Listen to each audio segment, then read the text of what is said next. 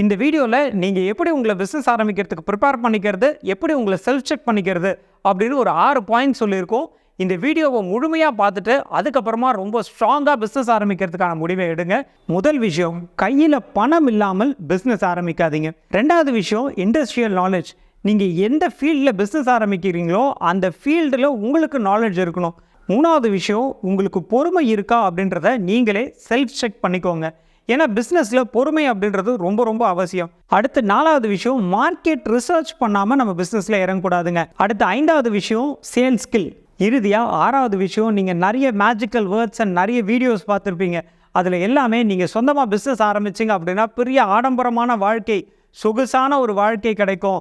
நீங்கள் நினச்ச நேரத்துக்கு ஆஃபீஸ்க்கு வரலாம், நினச்ச நேரத்துக்கு லீவ் எடுக்கலாம், இப்படிலாம் சொல்லியிருப்பாங்க. இது அத்தனையுமே பொய். கண்டிப்பாக ஆடம்பர வாழ்க்கை, சொகுசான வாழ்க்கையெல்லாம் கிடைக்குங்க. ஆனால் பிஸ்னஸ் ஆரம்பித்த உடனே கிடைக்காது. It takes time.